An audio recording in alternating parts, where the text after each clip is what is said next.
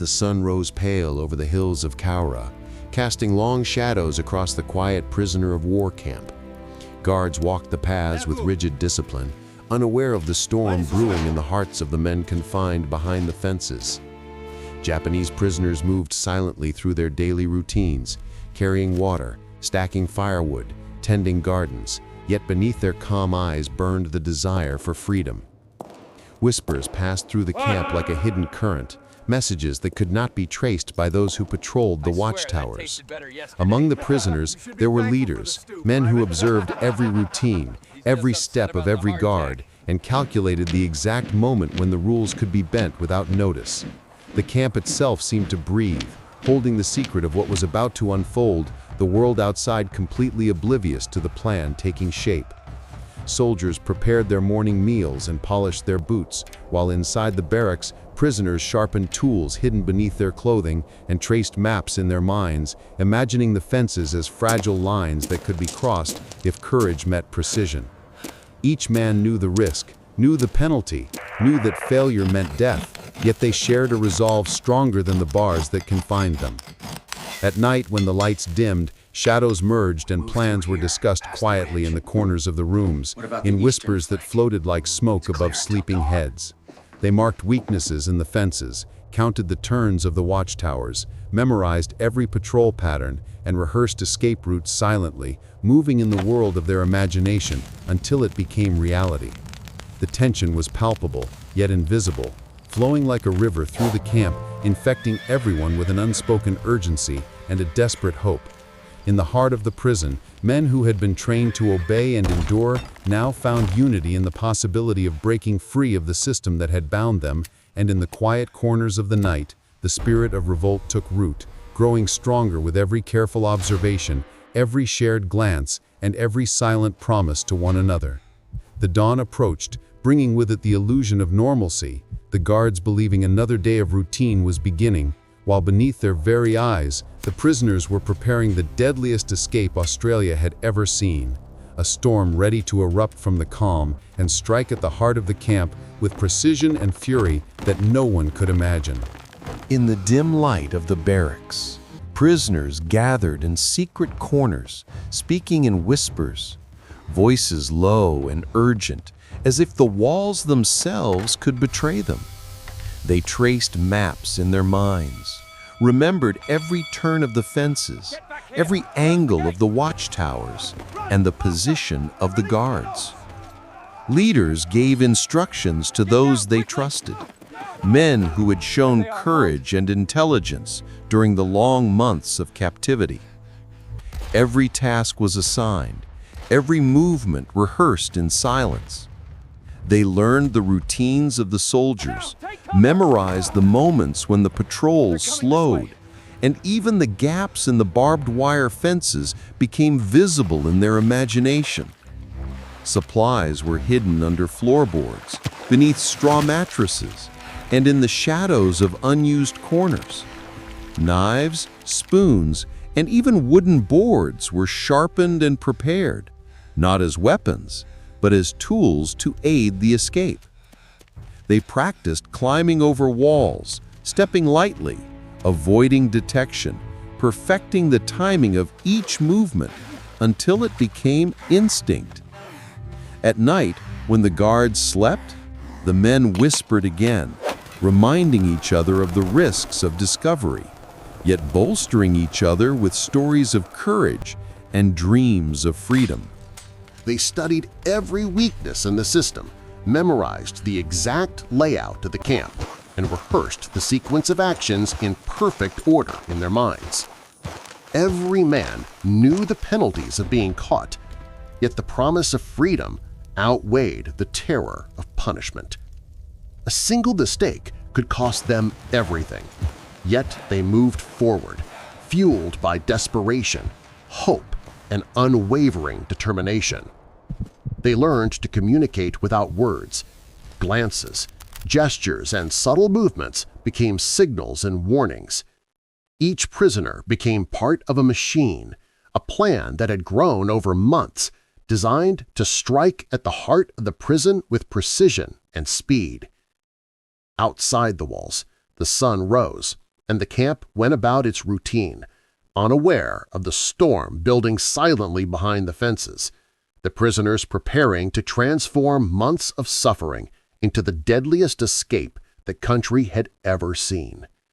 The tension was unbearable, yet invisible, and every whispered word, every careful observation, every silent rehearsal brought them closer to the moment when courage would collide with opportunity and the impossible would become reality. The night fell heavy over the Cowra camp, shrouding everything in a cloak of darkness so complete that even the stars seemed afraid to shine. Prisoners moved like shadows, slipping silently from barracks to fences, their movements rehearsed over weeks, etched into memory until instinct guided every step. The air was thick with tension, every heartbeat loud in the silence, every footstep measured with precision. Guards patrolled their routes, unaware that the prisoners had learned their rhythm, memorized their timing, and discovered the tiniest gaps that could be exploited. At the edge of the compound, men worked quickly, cutting wires and loosening boards, while others prepared to scale the walls, carrying nothing but the tools and courage they had honed through months of confinement. A signal passed silently through the ranks, a raised hand, a tilt of the head, and the operation began in perfect synchrony. The first group climbed over fences, silently landing in shadows, waiting for the signal to move again. Chaos and precision blended as men surged forward, climbing watchtowers, opening gates, and creating paths for the ones following. Sparks flew briefly as tools struck metal, but even that sound was swallowed by the night. Fear and exhilaration intertwined in every prisoner, a pulse that matched the rhythm of the night itself. Some guards awoke to the faintest stir of movement, seeing shadows and hearing noises that vanished before they could respond. Men ran through open fields, across dirt roads and through forests beyond the camp, disappearing into the unknown. The escape was ruthless and fast, calculated to perfection, yet alive with uncertainty, for any misstep could mean capture or death. Behind them, the prison remained quiet and unaware that its walls had been penetrated, its control shattered by the brilliance and bravery of those who refused to be caged. By dawn, when the first light crept over the hills, most of the prisoners had vanished into the horizon, leaving only silence and the stunned guards, realizing that history had just been written in blood, sweat, and courage. The night had belonged to the prisoners, and their audacity had transformed fear into freedom, creating a story that would echo across generations and mark Cowra as the site of the deadliest prison breakout in Australian history. Morning arrived over Cowra with a strange unease hanging in the air. Guards ran through the camp shouting orders and trying to restore order, but the rhythm of control had been shattered. Barracks that had been silent hours ago were now empty voids echoing with the memory of movement that had passed through unseen. Soldiers stumbled over scattered tools, broken boards, and footprints that led nowhere, yet seemed to whisper the story of the night. The fences that once confined prisoners now appeared as fragile lines, barely holding back the emptiness left behind. Some prisoners had been seen crossing fields or disappearing into nearby forests, yet the majority were gone, leaving the guards bewildered and desperate. Communication faltered as the chain of command struggled to understand the scale of the escape and how it had been executed with such precision. Each discovery added to the tension and fear that spread among the soldiers, a creeping realization that they had been outmaneuvered by minds sharper and braver than their own. The camp itself seemed to react to the upheaval, walls and gates cold and unyielding, but powerless to stop what had already begun. News traveled slowly from guard to guard until the camp was filled with the sound of shouting, running footsteps, and the clatter of doors thrown open in panic. Some prisoners who had been recaptured were brought back, and their eyes reflected both fear and pride, for they had tasted freedom, even if briefly. Inside the command tents, officers pored over patrol logs, trying to find a pattern or a clue, yet each attempt only revealed the gaps in their knowledge and the brilliance of the plan that had unfolded under their watch. The survivors of the escape moved silently beyond the camp, navigating forests, hills, and rivers, unseen and unheard, leaving the camp a shell of its former order. By midday, the reality settled over Cowra that the deadliest breakout in Australian history had occurred, and that the prisoners who had once been bound by walls were now masters of their own fate, at least for the moment. Every shout, every running step, every frozen guard bore witness to the audacity of the escape and to the fact that the story of Cowra would be remembered forever. As the first light of morning spread across the hills beyond Cowra, soldiers and local authorities organized into search parties, moving cautiously into forests, fields, and riversides. Every step was measured, every sound scrutinized, yet the prisoners had vanished like shadows absorbed by the landscape. Scouts followed footprints that twisted and turned through thick undergrowth, tracing paths that seemed impossible to follow.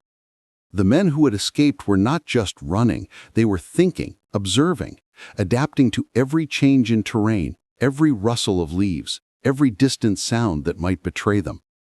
Leaders among the prisoners guided the group silently, signaling when to pause, when to move, when to change direction, all while conserving energy and keeping morale high. The pursuit was relentless, yet the prisoners had prepared for every contingency. They had studied maps, traced escape routes, and identified safe hiding places along the way. The land itself became an ally. Forests provided cover, rivers offered escape, and hills hid movement from watchful eyes. Soldiers pressed forward, unaware that every misstep gave the prisoners advantage, that every hesitation deepened their freedom. The chase stretched across hours, turning into days, with the fugitives always staying just beyond reach, disappearing into shadows and terrain. Fear mingled with determination in the soldiers. Every tree, every bush, every stone seemed to hold secrets they could not uncover. Inside the camp, commanders struggled to coordinate search parties and communicate effectively over distances that were impossible to control. While outside, the prisoners moved with the rhythm of the land, becoming almost part of its fabric, unseen, unheard, untouchable. By the end of the first day, the scope of the escape became clear. Soldiers returned to report gaps in coverage, and prisoners who had been spotted vanished again, as if swallowed by the world itself. Every plan executed inside the camp had been mirrored outside by courage, cunning, and preparation, creating a scenario in which the pursuers were always a step behind. The legend of the Cowra Breakout began in these early hours, a story of audacity, strategy, and the human will to reclaim freedom at any cost. The forest swallowed the escaping prisoners like a living entity, moving around them, hiding them within its shadows. Every tree became a guardian, every bush a shield, and every shadow a path to freedom. The men moved silently, careful not to snap twigs or rustle leaves that could reveal their presence to the soldiers still searching. They had learned to read the forest, to understand its sounds, its smells, its rhythms, and to use it as both cover and guide. Leaders guided their groups in absolute silence, signaling with gestures and glances the path forward, the direction to pause, and the timing to rest. Hunger and fatigue weighed heavily, yet determination kept their spirits high and their bodies moving. Some of the men carried small tools hidden in clothing or behind their backs to aid in crossing rivers or scaling small cliffs. The pursuit pressed on from afar, yet the prisoners seemed always to anticipate the soldiers' steps, moving like shadows themselves ahead of every patrol and observation post. Nightfall brought temporary relief as the darkness merged with the trees, hiding movements from searchlights and making detection nearly impossible. Fires were avoided, for smoke could betray them, so they relied on the moon and stars and the memory of the land to guide them through uncharted territory. The sounds of nocturnal creatures became a background symphony, masking every whisper and every careful footstep. Each man knew that the forest was both a friend and a challenge, that one wrong move could lead to discovery or injury.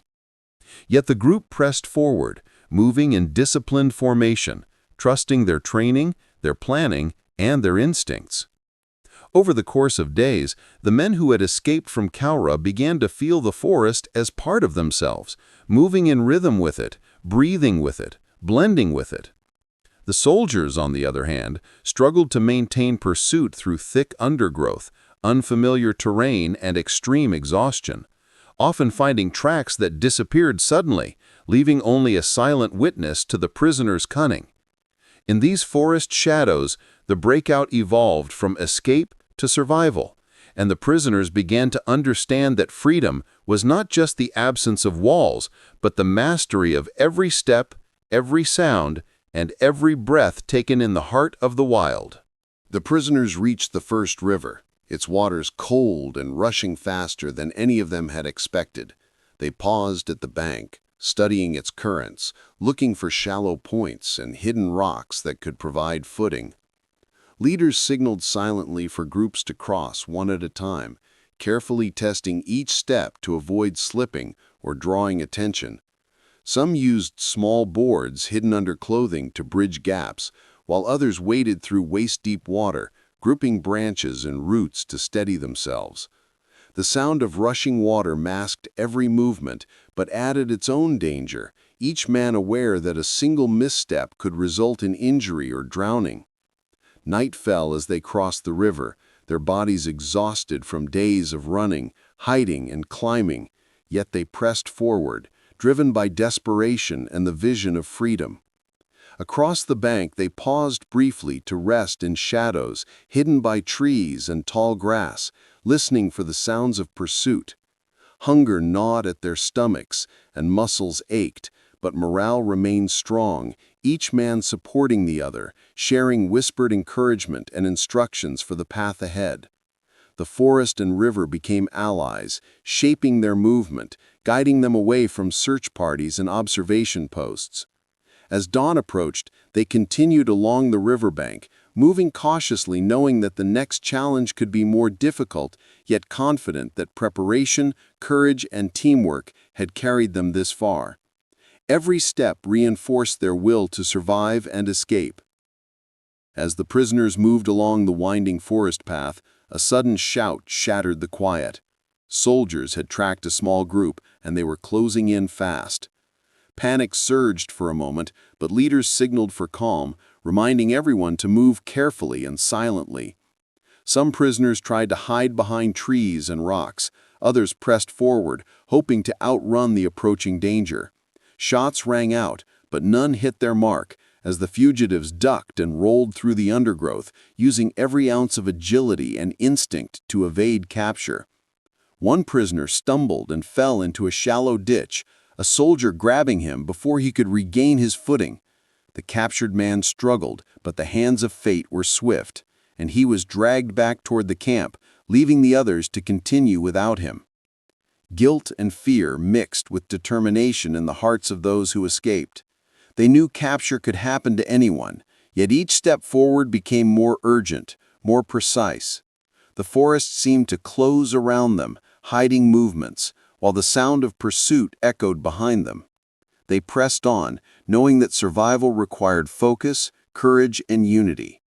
The first capture reminded them of the stakes and the risks involved, yet it also steeled their resolve, for the breakout was not yet over.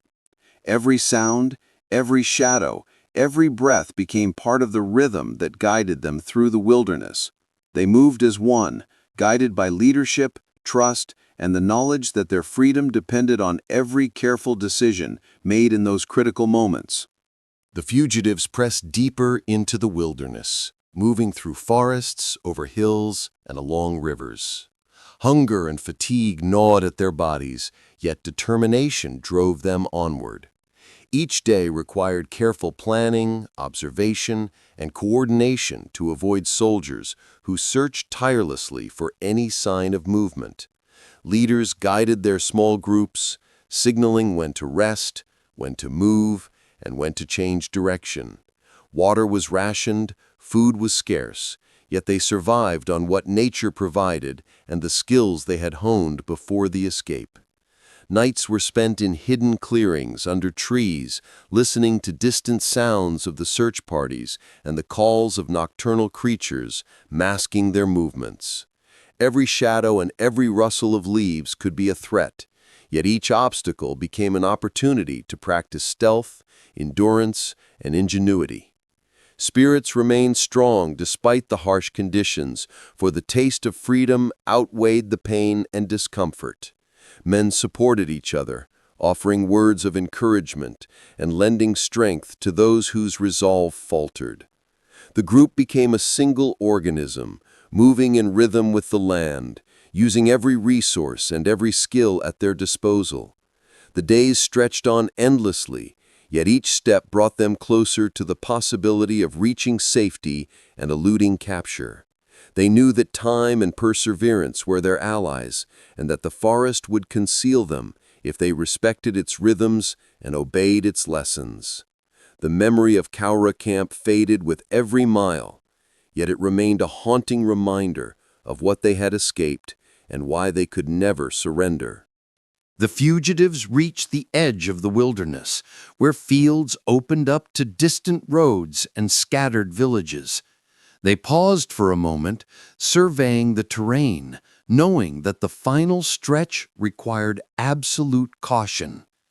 Leaders signaled to move slowly, silently, blending with shadows and using every hidden path known only to them. The air was tense, every sound amplified, every movement observed with care. Soldiers still searched, but the prisoners had learned to anticipate their steps and to avoid open areas until nightfall. Crossing the last rivers and climbing over small hills became a test of endurance, skill, and patience. Hunger and exhaustion were constant companions, yet the thought of freedom fueled every step. Some of the men stumbled, yet were caught and supported by their comrades. Eyes scanned the horizon for danger signs, listening for every whisper of pursuit. As night fell, they moved through the open fields, invisible and careful, using darkness as a cloak. Finally, a small group reached a road leading to safety, where they would be picked up by allies waiting beyond the site of the camp. Relief and exhilaration mingled as they realized the danger was past. The final escape was not just the end of the journey, but the culmination of months of planning, courage, and unwavering determination. Every step from Cowra to this point had been a test of spirit and will.